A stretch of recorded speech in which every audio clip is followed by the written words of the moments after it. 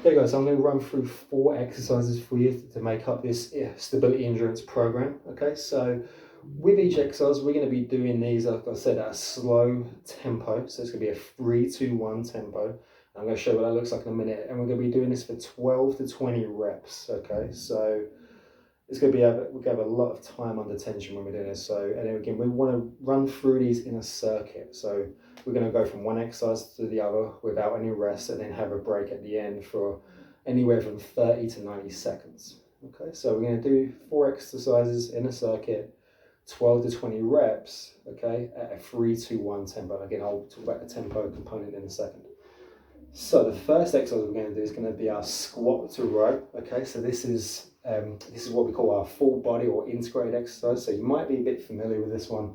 I did the squat to row in the couple of the corrective exercise home programs. So mainly the one for the lumbar pelvic hip, so the low back, hip and knee dysfunction. Also the one for the upper body as well. That was the exercise that we did at the end. That kind of ties everything together.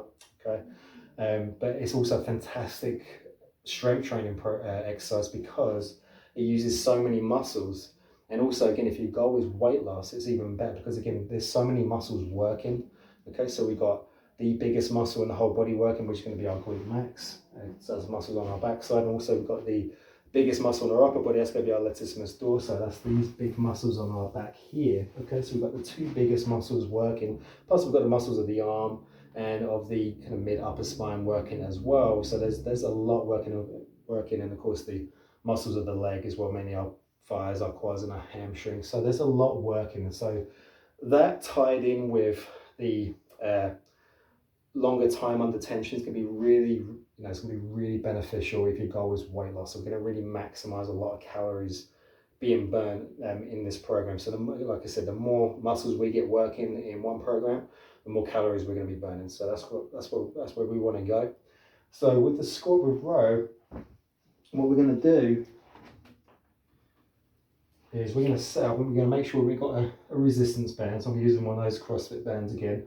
And I've got it set up to the bed here, so the bed's nice and heavy, so it's not going to go anywhere. So make sure that you're using a stable anchor point.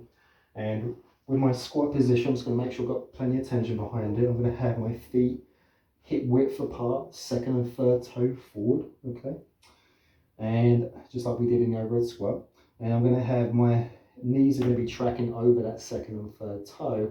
And what I want to be doing is I'm just going to sit nice and tall, make sure that my pelvis is neutral, I haven't got an excessive curve in my spine. So I'm going to tuck my pelvis under, I'm going to pull my belly button in, and what I'm going to be doing, I'm going to be coming down for 3 seconds. So this is my tempo. I'm going to come down 3 seconds. 1, 2, 3. I'm going to make sure that my lower leg and my trunk, my upper body are lined up, they're parallel, and then I'm going to hold for 2, come up for 1, and then as I push up, I'm going to pull that band like I'm doing a row into my stomach, into my abdomen. And again, I can just hold that for a second. I can come back down, 1, 2, 3, hold it for 2, drive through my heels, squeeze my glutes, pull the band in towards my stomach, hold it, squeeze my shoulder blades back together. Make sure I'm looking straight ahead, come back 1, 2, 3, hold it.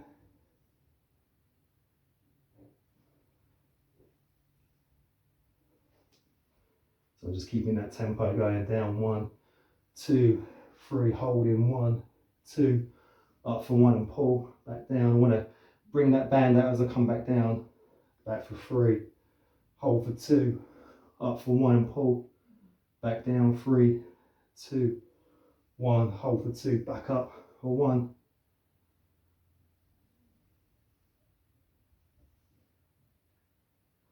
And there you guys go, that's our squat with row. So again, I would do that for 12 to 20 repetitions at a 3-2-1 tempo. So if you kind of extrapolate that, you don't have to use reps, you could just use time if you wanted to. So if you kind of extrapolate those numbers, each set should really take anywhere from 70 to 120 seconds.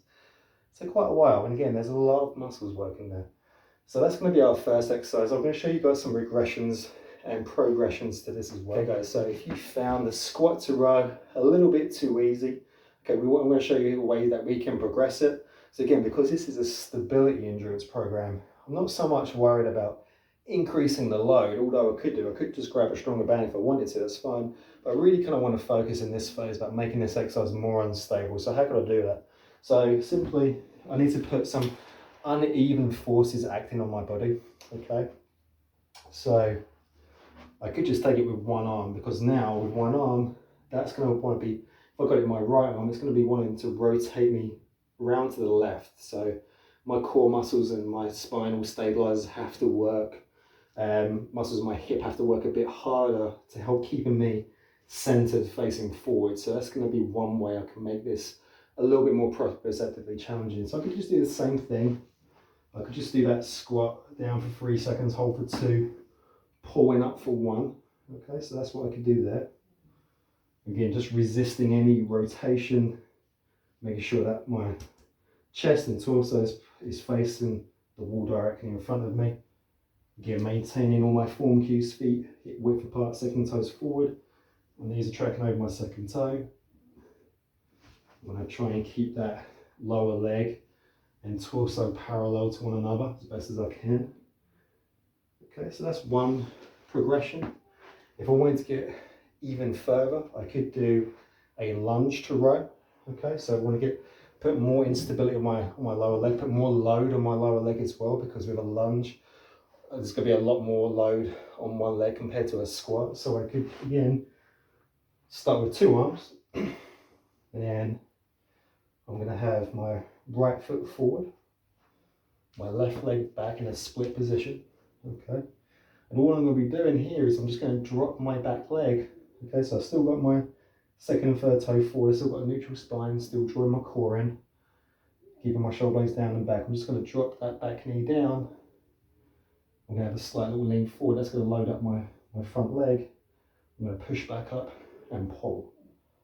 Again, I'm going to come down 3, 2, 1, hold for 2, back up and pull. Back down 3, 2, 1, hold for 2, back up and pull.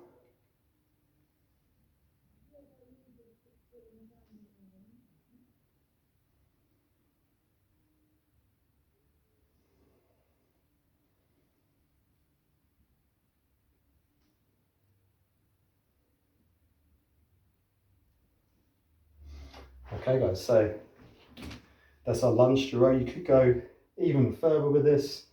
There's tons of progressions, it's kind of endless really, but you can get really, really creative with this. What we could do next is do one leg, one arm. So what I would do there, same thing, same setup. I'm just going to go my right leg forward again. So if I've got my right leg forward, I want to pull with my opposite arm. So right leg forward, that's going to be the leg doing the work. And I'm going to be using my left arm. So that's going to be, my left arm's going to be doing the work on the upper body. So right leg forward, left leg's back.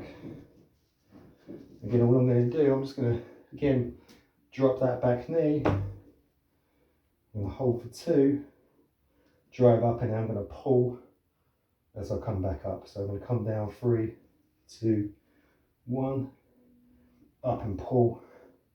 Going to squeeze that right glute at the top, squeeze my shoulder blade together on the left, keep my core drawn in.